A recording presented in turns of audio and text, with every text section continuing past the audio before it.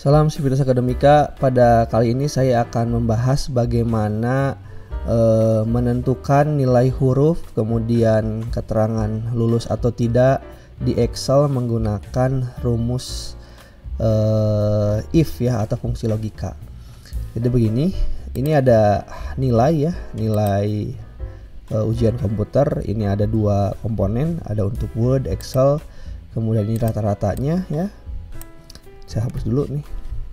Nah, kemudian ini ketentuannya seperti ini ya. Misalkan untuk A itu untuk nilai rata-ratanya lebih dari 80, kemudian B itu lebih dari 70, C itu lebih dari 60, D itu lebih dari 50, dan 50 ke bawah itu E ya. Dan syarat lulusnya itu rata-ratanya harus lebih dari 60.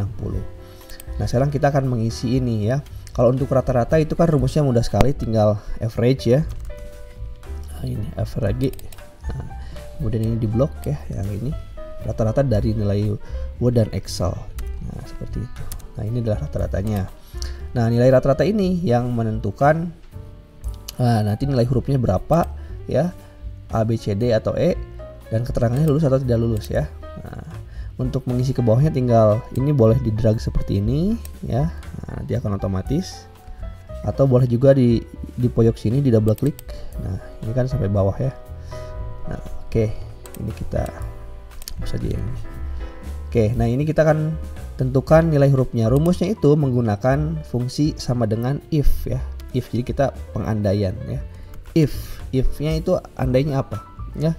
Jadi if kurung buka, nah ini ada tulisannya logical test, kemudian value if true ya, jika logikanya betul hasilnya apa, kalau salah hasilnya apa.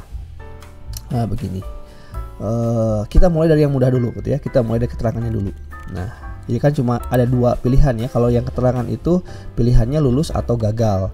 Jadi kalau lebih dari 60 maka dia lulus, kalau selain itu dia gagal. Kita tuliskan yang ini sama dengan if ya.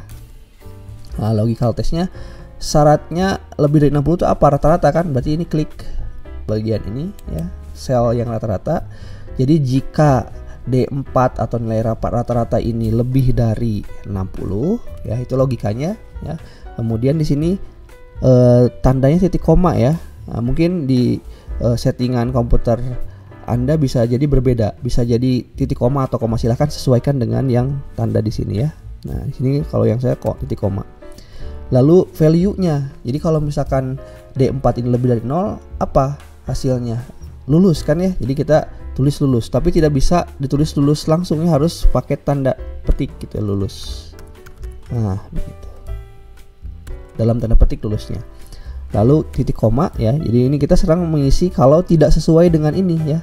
Jadi kalau tidak sesuai dengan ini apa konsekuensinya? Tidak lulus kan ya. Jadi pilihannya dua. Kalau misalkan salah, logikanya dia gagal misalkan ya.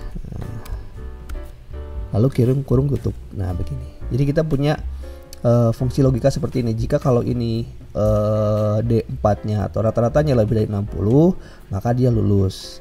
Kalau tidak lebih dari 60 berarti dia gagal. Enter. Nah, ini ya, kita sudah bisa lihat ya, 77 kan lebih dari 60 pasti lulus. Kita lihat yang ini nih. Yang ini pasti kan gagal ya, kurang dari 60. Kita tinggal drag aja ke bawah. Nah, otomatis kan ya, yang ini gagal, yang ini gagal. Jadi kalau misalkan datanya banyak, ini sangat membantu. Kita tidak usah dicek satu-satu begitu ya.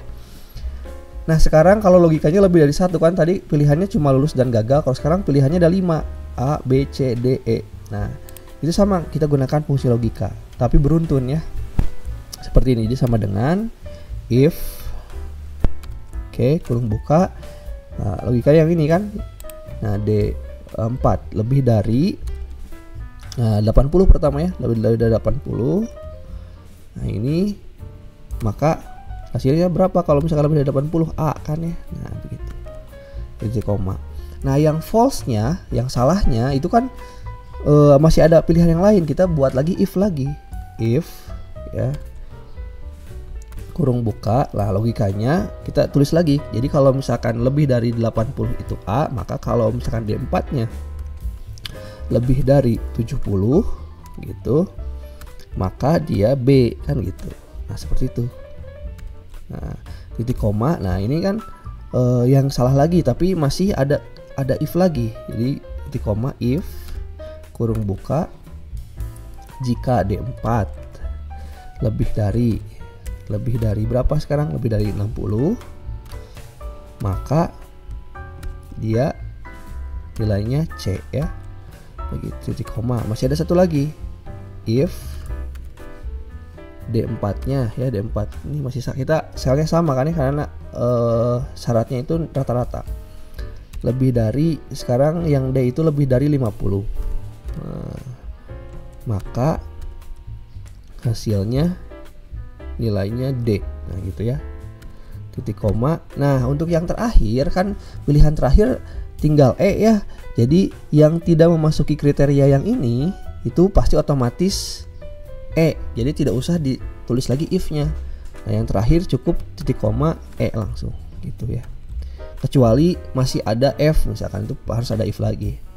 Kita tutup ya, kurung tutupnya itu harus sesuai dengan jumlah if, karena di sini if-nya ada 4, 1, 2, 3, 4, maka tutupnya ada 4, 1, 2, 3, 4. Kalau kalian lihat ya, jadi ini warna kurung tutupnya harus sama dengan ini warna yang kurung buka pertama. Nah kayak gitu ya. Lalu kita enter, nah otomatis B ya. Nah, tinggal kita drag ke bawah. Nah gitu ya. Jadi ini ada yang B, ada yang C, kemudian ada yang E2 ya. Nah seperti itu. Oke. Nah ini untuk mengisi logika ya, mengisi fungsi logika di Excel. Sangat mudah sekali. Silakan Anda coba dan mudah-mudahan bermanfaat, karena ini sangat memudahkan untuk pengisian nilai terutama ya. Nah kalau yang ini silakan diisi saja. Sebagai tambahan untuk jumlah itu kan tinggal kita gunakan rumus sum ya. Nah, jumlah dari ini. Oke. Kalau rata-rata itu sama dengan average ya.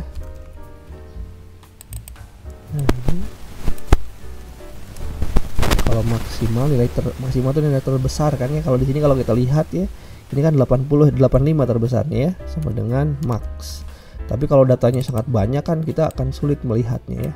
Nah, makanya rumus ini sangat membantu. Min, kalau karena datanya cuma 10 ya, hanya berapa? 10 ya ini ya. Ini kelihatan kan yang terkecil 35 kan ya. Rumusnya ini ya, min ya kalau untuk yang terkecil. Nah, begitu. Oke.